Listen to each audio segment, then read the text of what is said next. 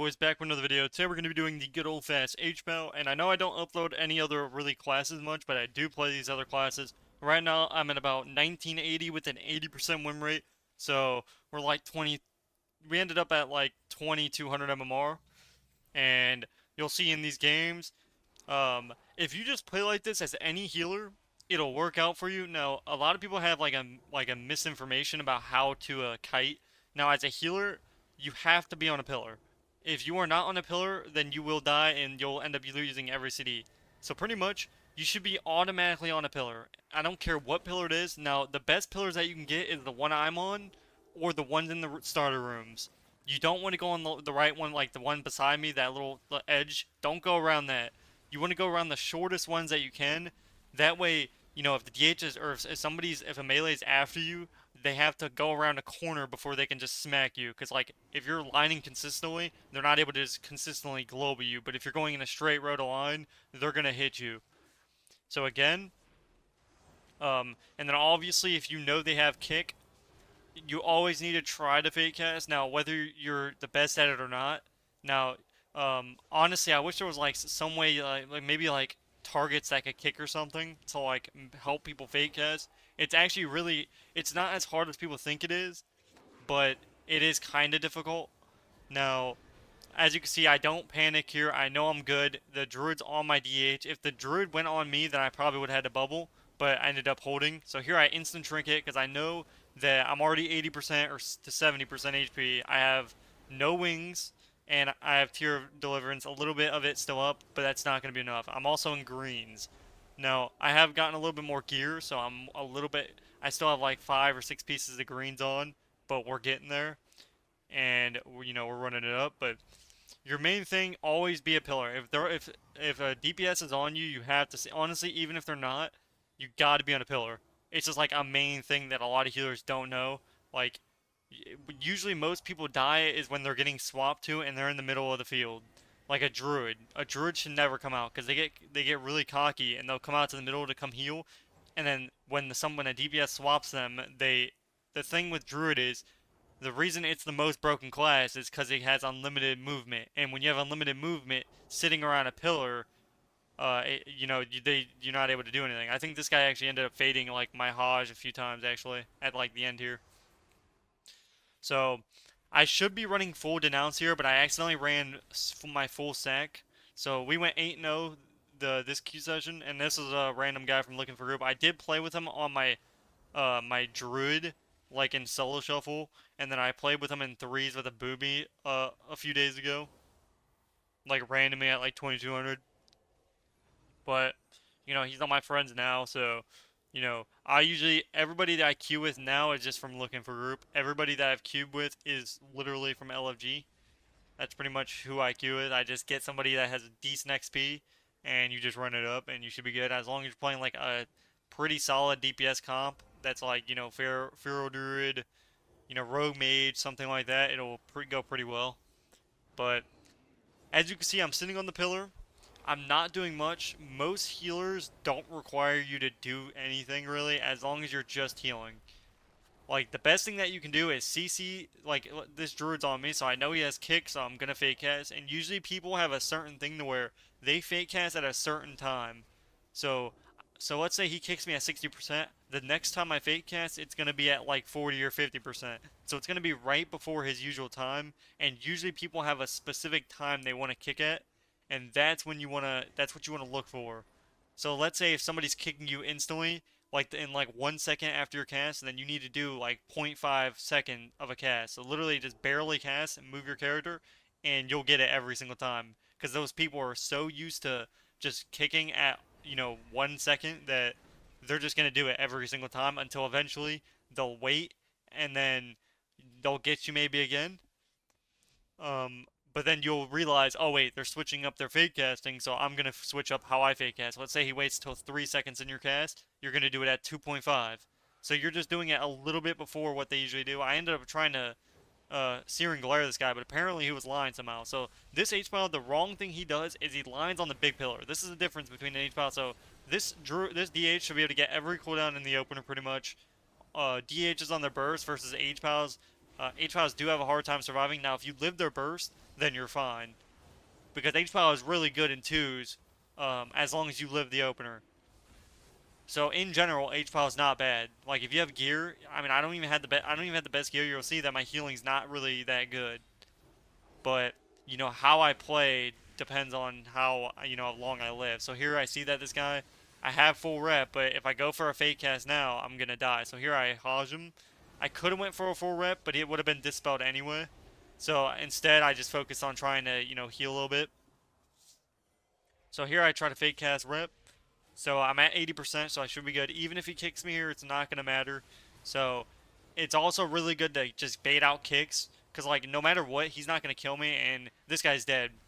So as you can see, the difference was is I was on the little pillar, and he's sitting there going along the entire length of that huge pillar. And the DH is just able to global, global, global, and then he left, and then he has to miss that one global, and then he turns left again, misses another global, and then he has to go down the entire row before he can line the DH again. So if you're a healer, or if you're playing with a healer, literally tell them, yo, literally just go on the smallest pillar. Now, obviously, it's a little bit different in the tombstone one, like the one in the middle. That you're just lining around the big tombstone, or the carriage, or the tombstone, literally. So like as long because all it takes is that one, like if they miss 2 or 1 globals, that one global could literally take 40% of your HP, and that's giving you enough time to let you get a global in without them hitting you, and that's the best thing. So like imagine you can get that one cast off as a certain class, and it's literally you're gonna be fine at that point, and you're having a hard time getting that. As you can see, I'm always by a pillar, so I'm always on it. So I'm not pushing in for anything. Only when I know it's safe is when I'm doing anything. So if your DH is low, you're not doing anything unless you're trying to Hodge like somebody like the DPS to get him off you. So here I see that the Windwalker's coming out. I'm gonna Hodge him, and then I'm gonna fake cast him, and then boom. So now I get a full rep off the full Hodge, and then I have a Searing Glare. So here I try to denounce the Druid. Obviously it was a mistake, but he doesn't have kick, so I end up Searing Glaring and denouncing. The good thing about denounce is you can have it up pretty much the entire game. So this guy ends up pre-evasioning, which was pretty okay. And again, when you're facing a Wrestle Druid, your main goal is to go Wrestle Druid. People don't understand this. There's only one way you beat a Wrestle Druid, and you have to kill the Wrestle Druid. It's just how it is. Now, as you guys have seen on my DH videos, um, obviously these players, this is super early, so these players aren't necessarily the best. So these were actually pretty easy games for me, like compared to what I'm used to. But then again, I'm used to carrying, so I'm not used to having like control over the game. Because when I'm a healer, I have control. But when I'm a DPS, it's like, okay, well if he does something wrong when he needed to do something right, then I end up getting absolute. Then I don't end up killing or something like that. But as a healer, I have a little bit of control to where I get to decide, how long I usually live for. Because it's very rare that I die. Like, I'm not the person to hold CDs unless I know I'm fine. So if they're popping bursts and I'm at 20%, I'm bubbling. If I'm at 30%, I'm bubbling. If I'm at 35%, I'm bubbling. Unless I'm using other CDs with it, then I'm bubbling. So here, I use my racial on his silence. That's the best thing about this. Obviously, it counteracts your trinket, but at the same time, it's fine, to be honest. By the next time he stuns me, even if he does stun me, he doesn't have enough pressure to kill me. Uh, Again, DK is really strong, but then again, I'm playing an Hpal. So not just because Hpal's not, let's say it's not the best, but it's not the worst. I think people are just so whiny to say a class is so bad when it's actually not. Um, and I used to do the same thing with Rogue, but then again, Rogue damage-wise was terrible back then. It's been really good lately. The only thing I feel like that Rogue needs, Assassination's like really bad, to be honest. I think it has the damage, but I think you just die too fast. Um, that's just the problem with Assassination. Assassination overall, I mean, your damage isn't like crazy. The only damage, you're basically like a sub-rogue, except you have Shiv. And that's the one thing that makes Assassination Rogue broken in 3s and Solo Shuffle is Shiv.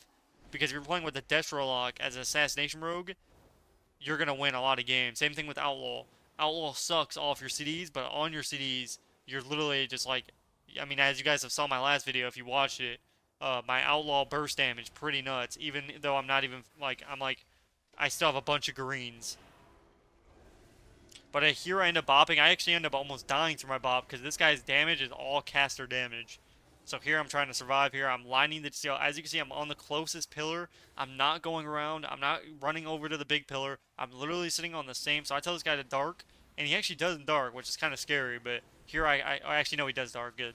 So here I fake cast him on top of darking, and I searing glare him. So there's no possible chance I die. Now I am going close to So here now I'm gonna run over the big pillar because now I need to get away from this guy at all costs. So I'm gonna try to get anywhere I can. I accidentally pick up the eyeball. I'm gonna probably jump down here in a second.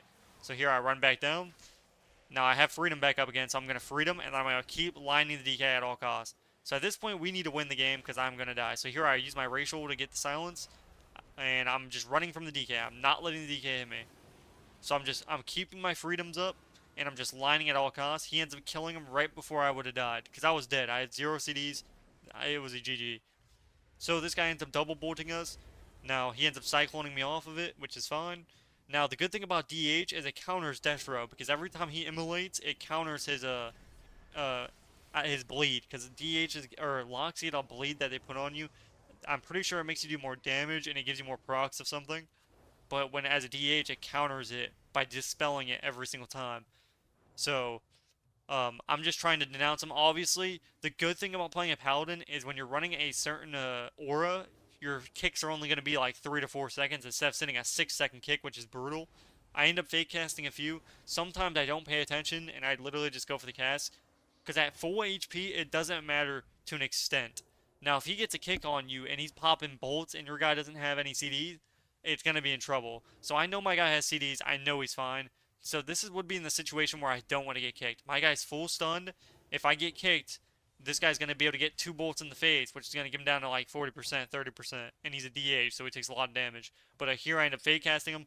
So it's not like you have to fake cast every single time. But when you know you need to, it's like you got to focus up and go for it. So here I get the full rep, even though actually don't break it. We're really good. So this guy ends up porting really good. I end up denouncing the druid because obviously no crits on healing is really good. So I'm healing him up here. He ends up getting a coil. This double bolts is just... Thankfully he didn't hit me as hard because I got lucky there. Here I use my Tier of Deliverance. I do it behind a corner. So again, I fake cast him. I know my guy's low. And if I get kicked here, we're going to be in trouble.